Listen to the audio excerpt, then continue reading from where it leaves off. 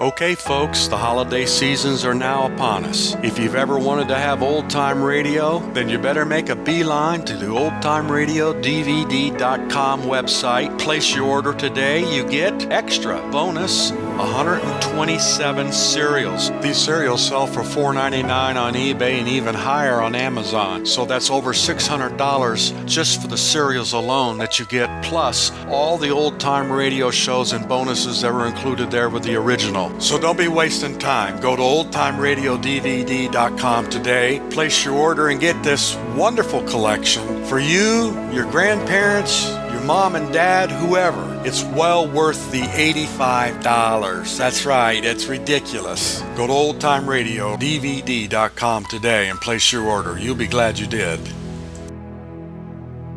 And now, our Miss Brooks.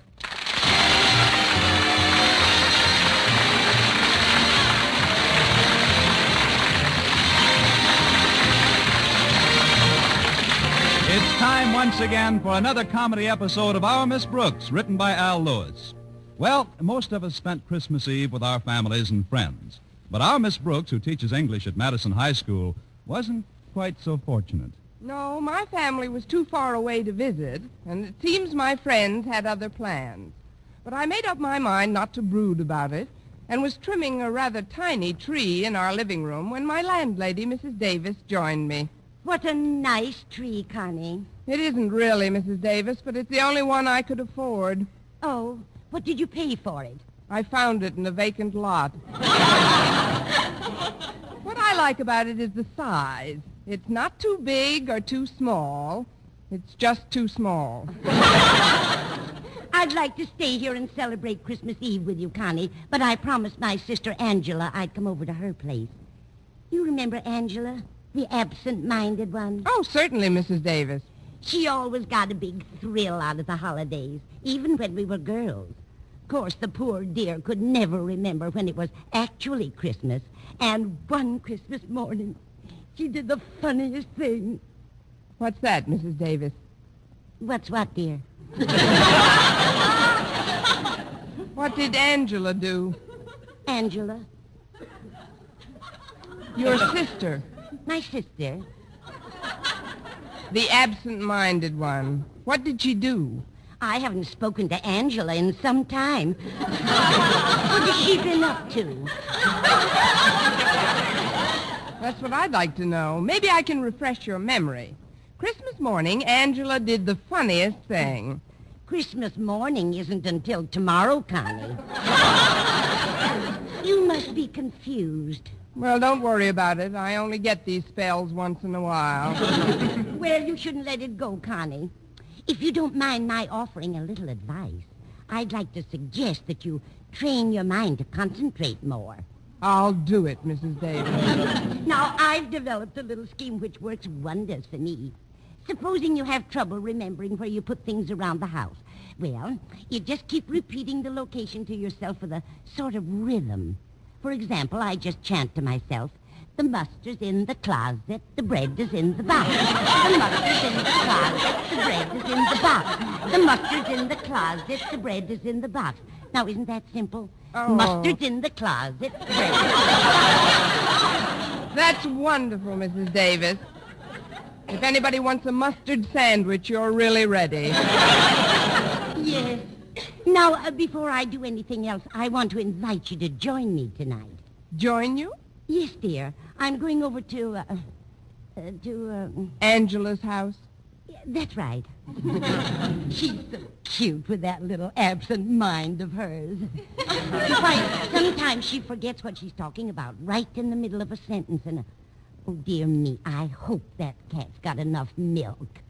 Well, I'm sure if we, but then, maybe someday, or if it doesn't seem too, and that's why I can't join you tonight.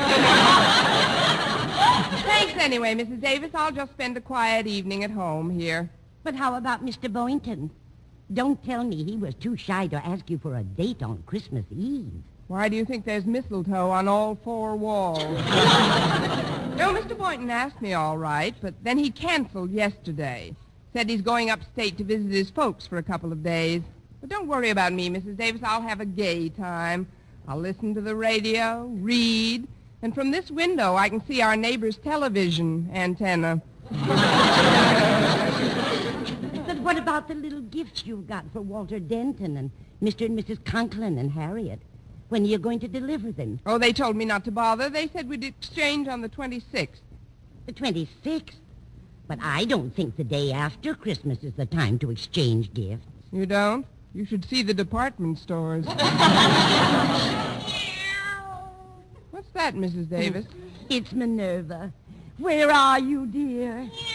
Oh, she's over by the tree. Here, Rover. Minerva. Isn't it the strangest thing how she bites at the pine needles? I guess the rosin in them appeals to her. I'd swear she likes the taste of it. I guess to her it's like a Tom and Jerry, or rather a Minnie and Mickey. Come on, Minerva, come on over here. We might as well get friendly. We're going to spend the evening together. Well, I'll be running along now, dear. I hope you won't feel too lonely. Oh, I'll be fine, Mrs. Davis. After all, I do have an imagination. I'll hang my stocking up in a little while, and then when I'm pretending that I'm asleep, I'll sneak in and fill it. Oh, before you know it, it'll be midnight. Midnight of Christmas Eve. I can just picture it. A short, thin man in a black suit comes sliding down the chimney with an empty bag. St. Penniless, the schoolteacher's Santa Claus. Well, at least you're not bitter. Now, Connie, about my sister, Angela? oh, thank you, dear. About my sister Angela. Yes? Good night, Dorothy. Good night, Bernice.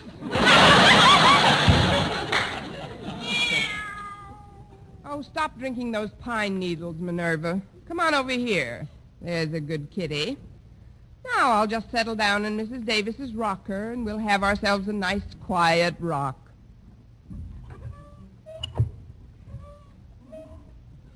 I've got to exercise more. My bones are rusting. Oh, it's the rocker.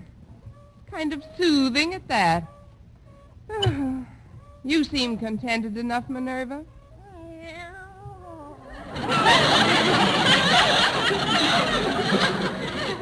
'Twas the night before Christmas, and all through the house not a creature was stirring, not even a mouse. Oops, sorry, Minerva. I didn't mean to upset you, Minerva. Oh, gosh, I'm sleepy. Now, who can that be? Expecting anyone, Minerva? That's funny. There's nobody here. I'm here. Where? Oh, leaning on my knee. What can I do? Well, I'm a salesman, but I don't believe in giving any sales talk or sob stories. All I do is tell you what I'm selling. And if you want to buy, okay. If not, okay. Okay, what are you selling? Well, it's Christmas Eve, and I'm just a small urchin, a little on the underprivileged side. And I'm trying to make a few dollars to get some wood to heat our tiny apartment so that while she's singing to my 3 sick sisters, my mother's lips don't turn blue. That's what I like, no sob stories. You're selling handkerchiefs, I'll take 6. Oh, no, ma'am, I'm selling Christmas trees. They're only $1 a piece. But I've already got a Christmas tree. But I'll make it 50 cents. But I don't need How it. about a quarter? Look, little boy. Well, payments can be arranged. Oh, please take one, ma'am. These aren't ordinary trees, you know. They're magic. Magic? Yes, ma'am. You'd be surprised what miracles will happen to you if you buy one. Well, a quarter isn't too much to pay for a miracle. It's 50 cents. I thought you said 25. That's when you sounded tougher to sell. Oh. Well, before I melt down to my coal buttons and the stovepipe hat, here's 50 cents. Well, you won't be sorry, ma'am. Here's the little tree. Say, it is kind of cute at that. Would you like to come in and help me set it up? I can't. I've got to get right home. My sitter's been alone long enough. Sitter? Well, what about your mother and the firewood? Well, that's just a routine. My folks are attending a dinner the other bank presidents have given for father. With the pitch you've got, you'll have your own bank by the time you're 12. Thanks a lot. Good night, lady, and Merry Christmas. Same to you, you little underprivileged millionaire. Oh, I'll put this tree over here. Maybe we can find some extra trimmings for it in the morning. Minerva, will you stop gnawing on those pine needles? I wish I knew what made them so appetizing to her.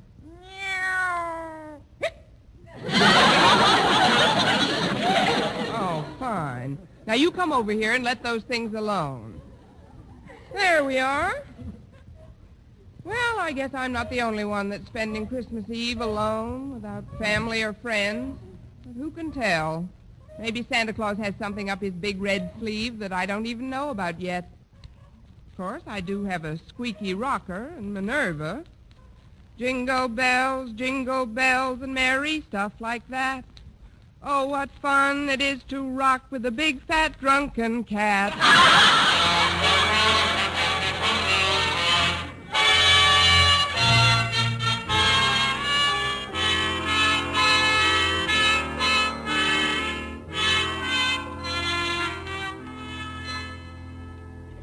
As I sat in the living room Christmas Eve with Minerva the cat on my lap, I couldn't help noticing that the tree which I'd bought from that wealthy urchin had a rather peculiar luminosity.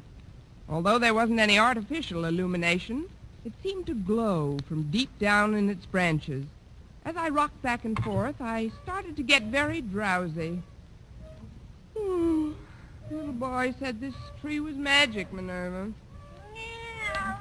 No, I don't believe it either. Still, it is Christmas Eve, and some very strange things have happened on Christmas Eve.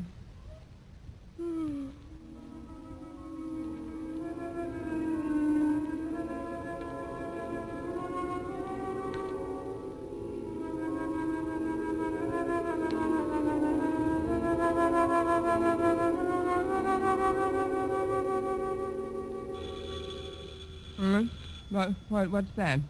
Oh, I must have been dozing. Coming! Well, it's Walter Denton. Come in, Walter. Noel, joyeux Noel. Gracias. Come on into the living room, Walter. Oh, thanks, Miss Brooks. Here, I brought you this little gift to put under your tree. Oh, that was very thoughtful, Walter. Put it under this tree over here. Okay. Say, you've got two trees, haven't you? Yes, one for Minerva and one for me. What? Don't pay any attention to her. She's pine needle happy. Well, Miss Brooks, as you know, I was supposed to spend the evening nestled snugly in the tight little confines of my own small immediate family circle. Oh, for heaven's sakes, come out of there. You're giving me claustrophobia. But I went to my father and mother and crowed their permission to come over. Wait a minute, Walter. You crove their permission to? Yeah. Craven, Crove, isn't it? Oh, Walter, of course not. Crave. Let's see. Craven. After you crove their permission, what happened? Well, they waived my presence for a long enough while for me to deliver to you, Miss Brooks, the little token of my esteem and affection, which is now ensconcing under the tree. Walter, you still in my English class? Well, sure, Miss Brooks. Well, I'd better bone up a little. One of us is going to flunk this term. Well, it isn't just the gift, Miss Brooks. That's not the only thing that brought me wayfaring from the warmth and conviviality of my own heart. Oh, please don't start that again. I'm glad you dropped over, Walter. And if you want to spend the rest of the evening with your folks, Oh, why there's you no go... rush with them. They've got my present under our tree already. Now, what I'd like to say, Miss Brooks, though, is something I've wanted to say for a long while. Yes, Walter? Now, it's a little on the sentimental side, perhaps, for a so-called hep high school boy to be telling a teacher, but it's sincere, Miss Brooks. I'm sure it is. It's something I feel deep down inside of me, Miss Brooks, from whence so many of one's warmer emotions stem. That's whence they stem from, all right. Of course, even if it does seem over-sentimental or even downright sticky, Christmas Eve seems to be the time that you can say things like this and not sound over-sentimental or sticky. Christmas Eve is the time to say them. I just hope I hear them by New Year's Eve. What I want you to know, Miss Brooks, is that I'm grateful For what, Walter? for my association with you during the past semester at Madison High School. Well, thank you, Walter. I've tried to be a capable teacher. Oh, your teaching was nothing. Oh, I don't mean scholastically. No, as a teacher, you were very adequate. I mean personally. The interest you took in me and my problems. For that, I could never thank you if I lived to be 100. Of course, you'd be gone a long time by then. Merry Christmas to you, too. You don't know what it's meant to me to have your ear whenever I needed it. Oh, it was nothing, really. I have another one. Especially about girls. Gosh, you remember how silly I used to act about girls? Every time one of them looked at me, I giggled like a kid. And then, overnight, I matured. I met the one woman who really mattered. Harriet Conklin.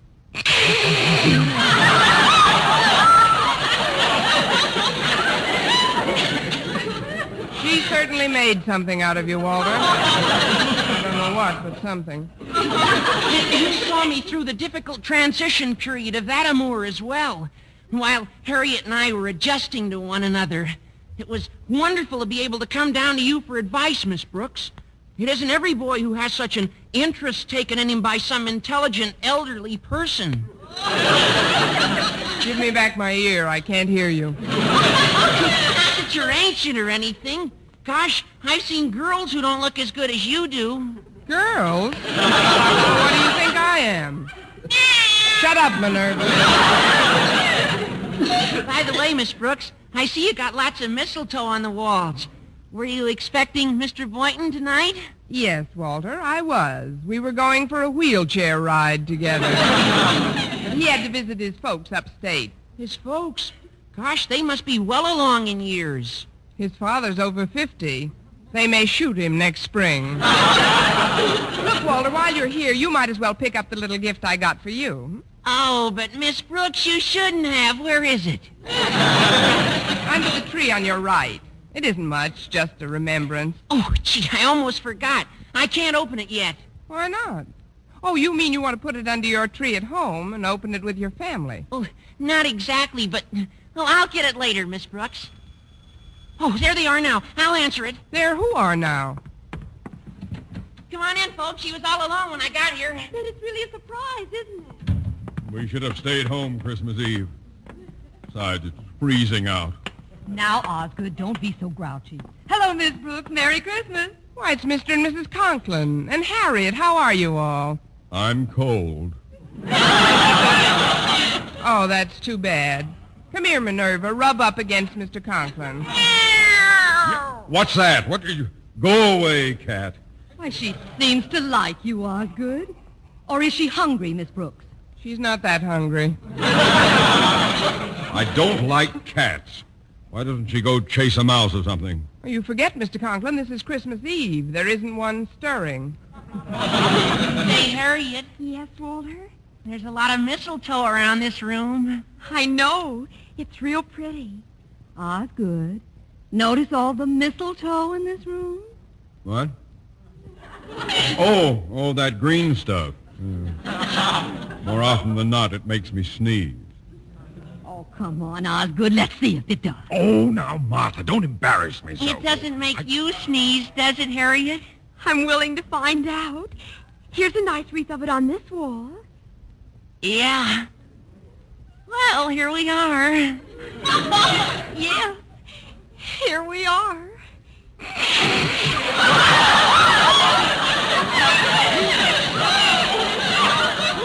May I, Mr. and Mrs. Conklin? If it's all right with Harriet, it's all right with us. Oh, come on, Walter. We're getting old. Gosh, you're sweet, Harriet. Oh, isn't that cute, Osgood? Come here, dear. How about one for your faithful old wife? Well, it is customary, I guess. I'm under the stuff. Now, pucker up, dear. Very well. Yeah. You see, I told you. Ah!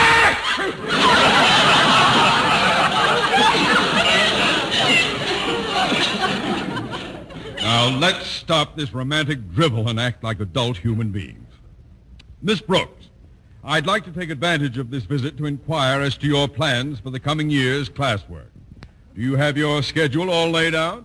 Well, frankly, Mr. Conklin, I haven't had much chance to work on anything. Haven't had much of a chance, but you've been away from school all week. Your vacation started last Monday. I know, Mr. Conklin, and that's what I took the week as. I mean, a vacation is something you go on when you get the opportunity to.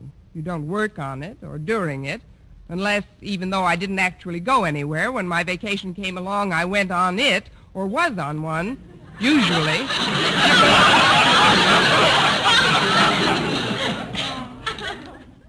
And you wanted to be the head of the English department. Please, Osgood, this is no time to talk of school affairs. We're here to spend part of our holiday with Miss Brooks. It was very nice of you to think about me, Mrs. Conklin. It was nice of all of you. Where are Walter and Harriet? Denton, get my daughter away from that mistletoe at once. But, Mr. Conklin, Harriet isn't allergic to mistletoe. No, but I'm allergic to you.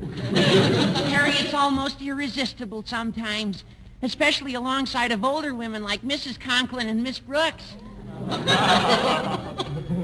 Saved by the bell. I'll get it. Why, Mr. Boynton, come in. Oh, thanks, Miss Brooks. I thought you were going upstate to see your folks. Well, I was, but they sent me a wire that they wanted to come down here for a week or so. They'll arrive in the morning, so I thought I'd drop this little gift off for you tonight. Oh, but you shouldn't have. Where is it? Let's just put it under the tree in the living room. Look who's here, everybody. Well, it's Mr. Boynton. Hi there, Mr. B. This is nice. Hello, Boynton. Hello, folks. This is beginning to get more like Christmas Eve every minute. Sit down, Mr. Boynton. I'm certainly glad your folks decided to visit you instead of vice versa. Oh, so am I. There's a particularly good reason why I'm glad. There is? Well, yes. It gives me a chance to see how my guinea pigs are affected by this cold snap. So far, they haven't reacted at all. What do you expect them to do, blow on their paws? Miss Brooks, have you pointed out the mistletoe to Mr. Boynton? Oh, why don't you stop that nonsense, Martha? It isn't nonsense. Mr. Boynton, look at the mistletoe. Mistletoe? Oh, yes. A very interesting example of the flora found in various areas throughout the globe. An evergreen parasitic shrub, it is indigenous to the regions where apple trees and oaks abound. Now that the lecture is over, may we ask Well, questions? certainly, Miss Brooks. Want to stand under it? Stand under it? Well, you see, because of certain characteristics in its makeup, an allergy is sometimes aggravated by its presence. I'll take a chance if you will. Come on, Mr. Boynton. Yeah, come on, Mr. Boynton. Just bring him over to this wall here. I'll get under it if you like. Well, don't just stand there. Can't you see Miss Brooks is cooking? Well, don't fuss for me. I couldn't eat a thing. Mr. Boynton, don't you know what standing under the mistletoe signifies? I know what it signifies to most people, but to me it's just...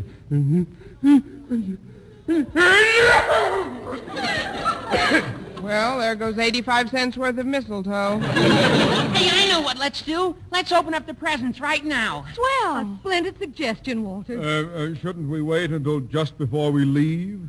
Might be less embarrassing that way. Well, if you want to open them now, Golly, I this don't... one tree is pretty crowded. I'll put some of these packages under this little one over here. Look out, Walter. You're bumping into one of the branches. Look out.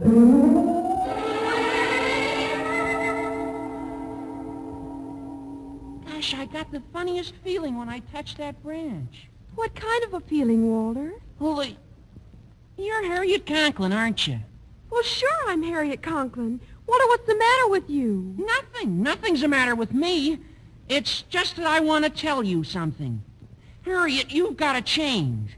You ought to try to be more like Miss Brooks. What do you mean, Walter? If you want me to stay interested in you, you've got to be more alluring, youthful, glamorous, feminine in that real feline Brooks way. Walter, have you been drinking pine needles, too? Look at that tree. It seems to be glowing. What do you mean glowing? Just a reflection from the streetlights. This party is giving me the memes. Holidays indeed. Here, I'll just move the tree where it won't glisten in our eyes. There we go.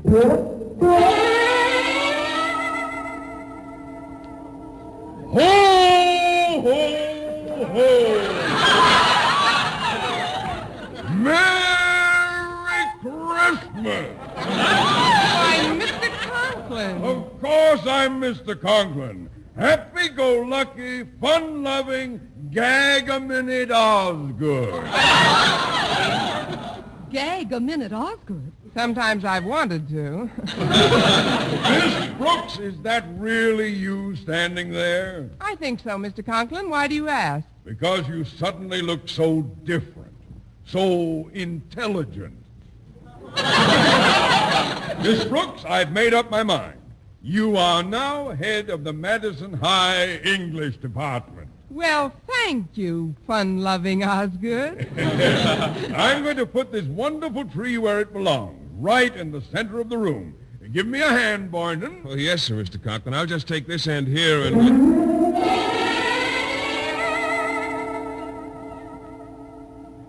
Miss Brooks, Yes, Mr. Boynton? come here, baby.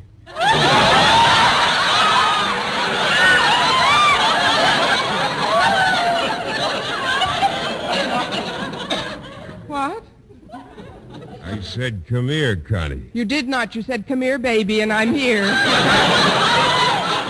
Look, he's taking her over to the mistletoe. Isn't it wonderful? Well, what are you going to do, Mr. Boynton? Just call me Phil, Connie. And this is what I'm going to do.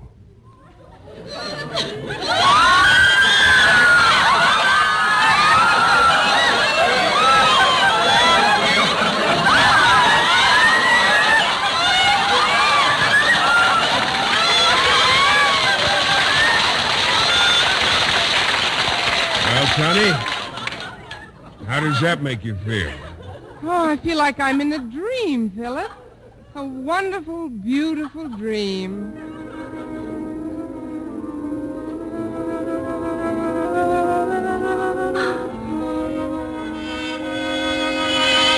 Well, what's that? Mr. Boynton, where did you go? Where is everybody?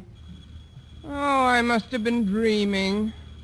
Well, that's real enough. I'll be right there. Oh, sorry, Minerva. I didn't mean to drop you.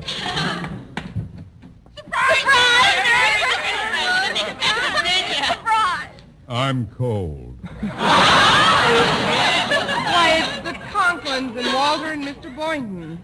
But you all just left. Come in. We thought it would be nice if we spent our Christmas Eve together, Miss Brooks. Yes, and we brought a few little gifts over for you. I'll just put them under this tree here. Yes, do that, Walter. Aren't you going to ask me why I didn't go upstate, Miss Brooks? I know why, Mr. Boynton. Your folks are coming down to see you. Well, how did you know about that? I just got the telegram. Don't let's get too carried away with the holidays to prepare for the hard school season ahead, Miss Brooks. Oh, let's not talk about school affairs now, Osgood. Walter, look at the mistletoe. Yeah, look at it. Now, just a minute, before we go through all that again. Would you please touch that tree, Mr. Boynton? The one on the left with the... Why, it's gone. There's only one tree. Miss Brooks, are you all right? Of course I'm all right. Could I have dreamt that part, too? Mr. Boynton, would you do me a favor, please? Of course, Miss Brooks. What is it? Would you touch the Christmas tree? Touch it? Please, it's important. All right.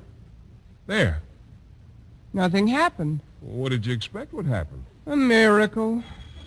Oh, excuse me, I'll be right back. Oh, I'm a little urchin, and I'm selling magic Christmas trees. But you just... Please buy one, lady. They only cost 50 cents apiece. 50 cents? That's right. Here's $2. Give me 4 of them.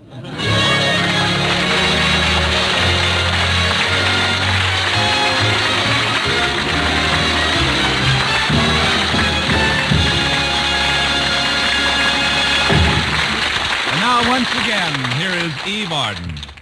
All over the studio here, there are happy signs of Christmas. Bits of red and green, holly, and some imaginative person even hung some mistletoe in the control room. Must remember to drop in there after the show. But the Christmas spirit is even more evident in the faces of our cast.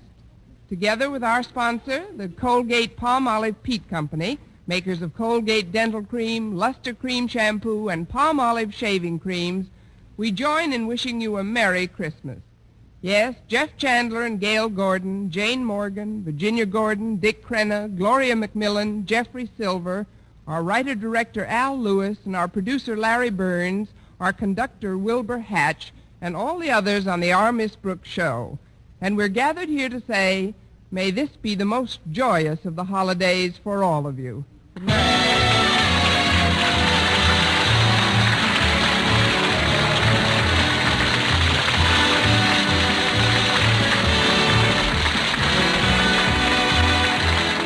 For mystery liberally sprinkled with laughs, listen to Mr. and Mrs. North, the exciting, fun-packed adventures of an amateur detective and his beautiful wife. Tune in Tuesday evening over most of these same stations. And be with us again next week at this same time for another comedy episode of Our Miss Brooks. Bob Lamont speaking. This is CBS, the Columbia Broadcasting System.